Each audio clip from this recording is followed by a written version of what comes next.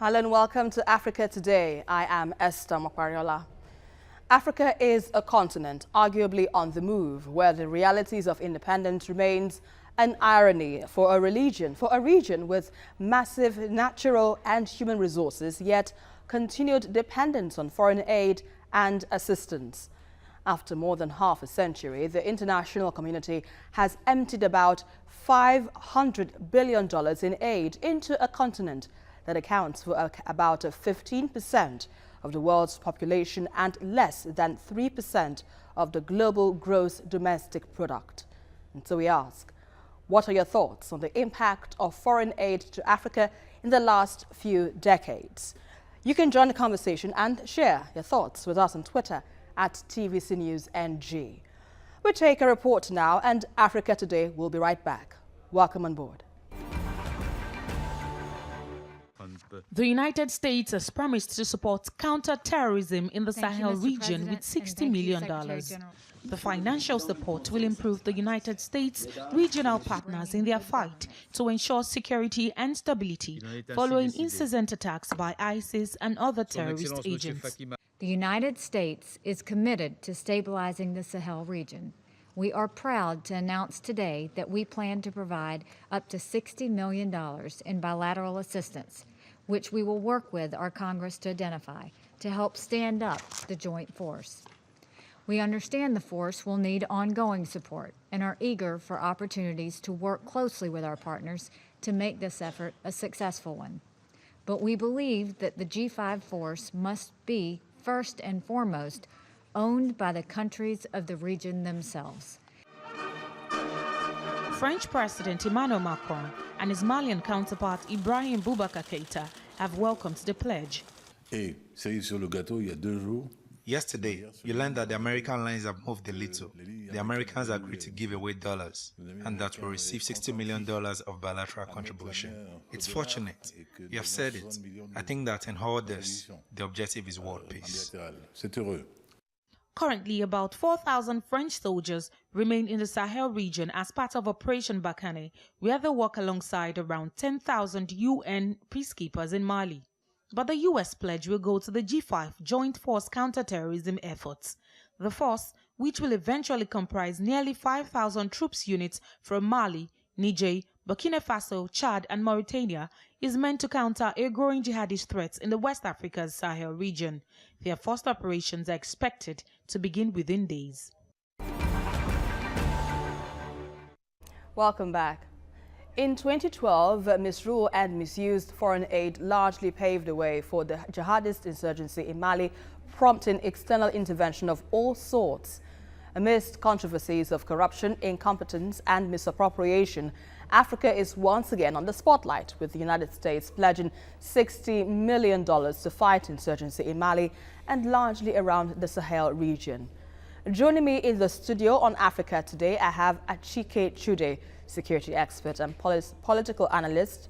Also joining me from one of our studios in Lagos, I have Victor Hai, media consultant and social commentator. Good to have you gentlemen on the program. Well, let me begin with you now, Achike. Let's look at foreign aid. Is it really necessary for Africa, for a continent that we know is richly blessed with natural resources? What are your thoughts?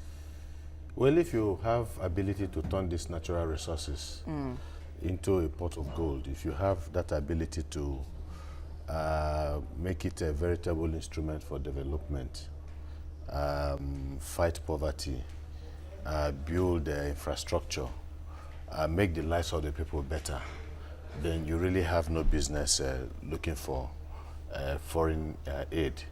The reality is that those who are today giving us all of these aids are doing it for a purpose. And sometimes some of these purposes are not exactly altruistic, because for each time, we have to depend on the money that comes from them. They all come in with strings, attached.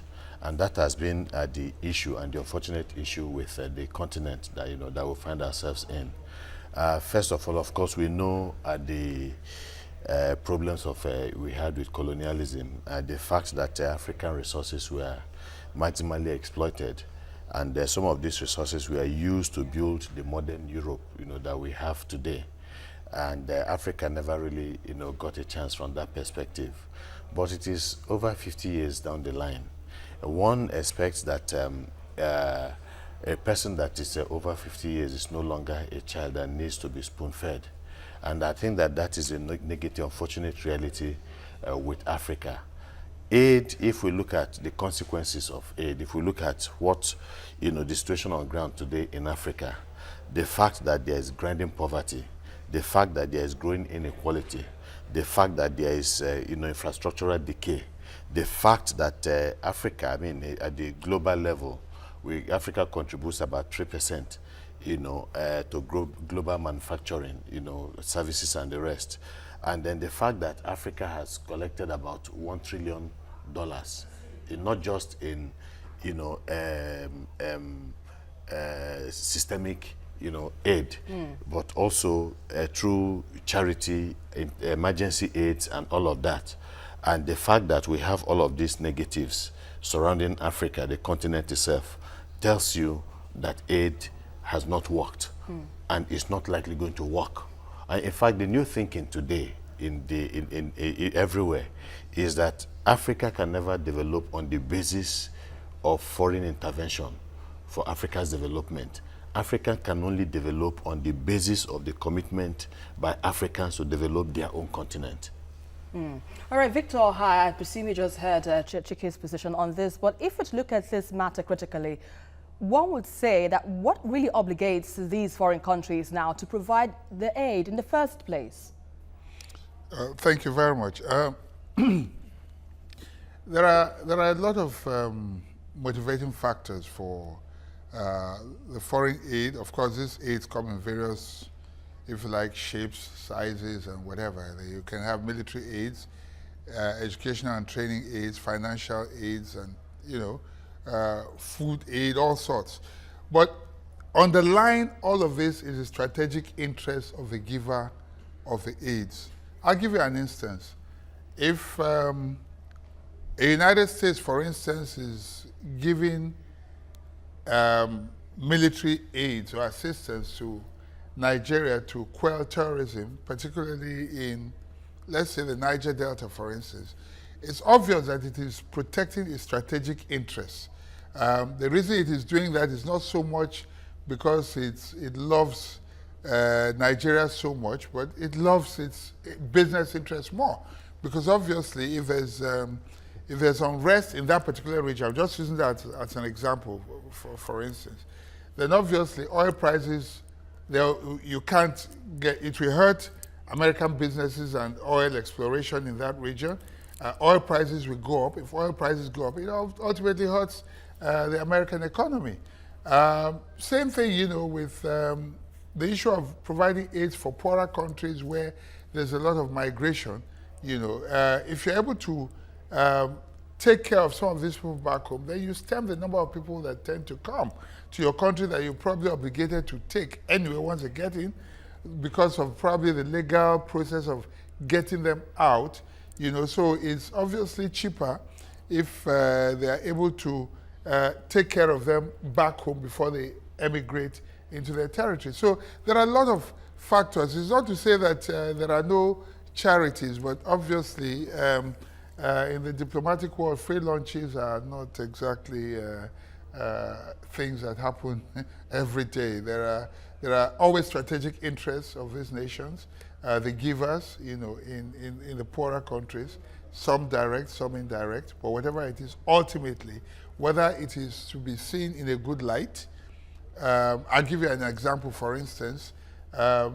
If a country in the West is seen to be helping a country where you have a lot of, again, let me borrow the word terrorists, coming from, then obviously they are looking for a positive perception in the minds of the people there so that they don't go and hurt their strategic interests. All right, let me quickly come in here, Victor. If you look at the donor countries, for instance, there's this belief that these donor countries, giving out aid to the African continent is because they are known to have plundered the continent. So they're more like, compensating the continent for the colonialists, as it were. So, but if at all there isn't any altruistic tendencies like some of us think today, do you think that foreign aid perhaps has affected the continent in any way? Well, I think it's a lazy way to think that, they are trying to assuage their conscience. I personally do not buy into that. Like I said, in diplomatic circles, there are no free lunches. Every lunch has a price tag to it. There is an ulterior motive. The last part of your question is of interest. I almost forgot. What was that you asked last? I asked about how the foreign aid has affected how it has affected. Good continent. Question. Good question. See, let me give you another example again. If cocoa, for instance, is produced in places like Nigeria, Ghana, Cote d'Ivoire, okay, and then a country like Switzerland, for instance, perhaps the biggest producer of cocoa in the world. There are sometimes what you do with aid is create such a dependency syndrome that makes the people too lazy. You create a sort of disincentive for people to work hard and discover themselves. And so when you give them aid, they get free money, or what they consider freebies and all that. So there's a disincentive to discover themselves. Okay, if I'm producing cocoa, for instance, if I add value to it, I'm likely to sell it 10 times more than if I sold the raw materials.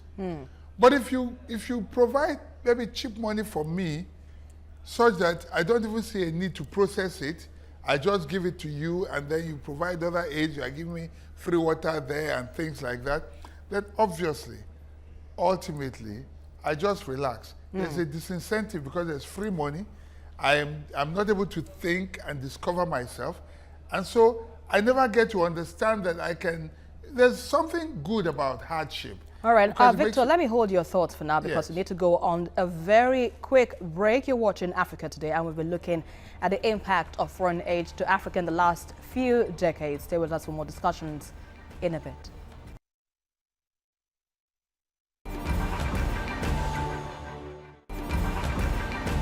Back. In early 2013, the French armed intervention succeeded in chasing armed groups out of northern cities of Mali. From transition governments to democracy restored, the West African nation has alternated between fragile stability and uneasy calm. So yes, Achike, you just heard Victor Ohai's position on how foreign aids have affected the continent either positively or negatively. Do you share his sentiments?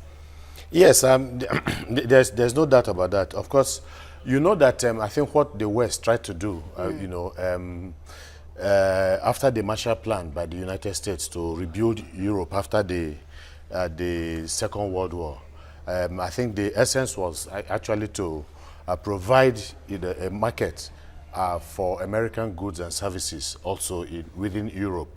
And in trying the same thing in Africa, in a way, they miscalculated.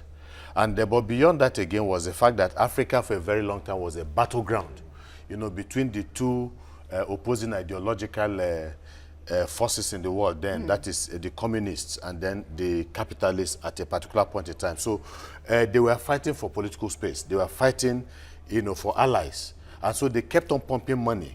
For instance, the Soviet Union gave about $300 million within a particular period of time between the 70s and the 80s to some African countries. About 58% of that money went to the socialist inclined government of Ethiopia.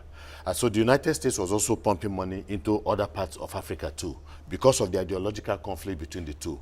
Of course, all these monies were aids that had to be paid back at a particular point in time. African countries were only too glad to get these monies. And of course, with the kind of dictatorship we had in most African countries at the time, most of them were one-party states. So the political leadership in those countries felt free to do with the money whatever they wanted to do with it.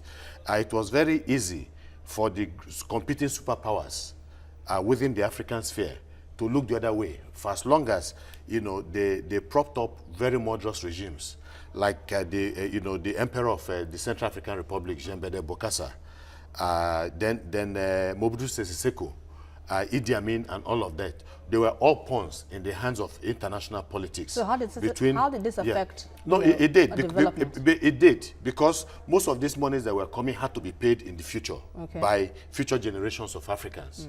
Essentially, one, putting pressure on those countries. In fact, it got to a level where in the 80s or so, a lot of countries in Latin America, in Africa, and so on, also informed the multilateral financial institutions that they were not in a position to pay these monies. And so what the international financial institution tried to do was to restructure some of this money and then restructure the politics of this country. So it affected. That's when you had the issue of the structural adjustment programs, where they gave specific instructions about what to do with the monies that were being given to African countries. But, and then of course you have to restructure your civil service, you have to provide subsidy and all of that. So it affected African countries. But beyond that was the fact that most of the monies that were being given to African countries, because there was not really any reasonable criteria for giving these monies to African, political leadership and so on. Most of these monies were stolen and ended up again in these same countries, the donor countries, where these monies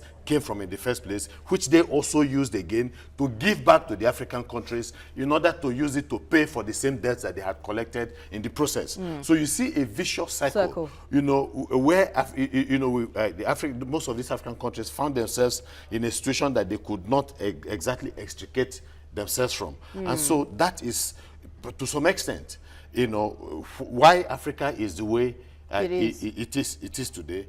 And of course, at the time, they also shifted focus from, we can't continue to give these monies to these dictators and so on. They now began to talk about democracy, good governance, transparency in governance, and all of that. So there is no way that all of these monies that we have that collected as aids and so on has not had, impact on the citizenry. But most critically, is the fact that these monies, for whatever, no matter the level under which they gave them, they gave these monies to Africa, to African countries, we are supposed to develop the continent. We are supposed to reduce poverty. We are supposed to reduce inequality and so on. The fact that Africa would seem to be worse off than it was about some 40 years ago, it's clearly an indication that all of these aids that have been given to African countries have not been useful.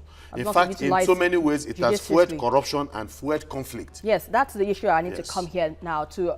Victor, with the issues of corruption and insincerity on the part of government, channeling this foreign aids definitely calls for some level of concern here. So how can we deal with this? Well, obviously, there are lots of corrupt regimes across and beyond the continent. And a lot of these foreign aids, they don't actually get to where they're supposed to get to.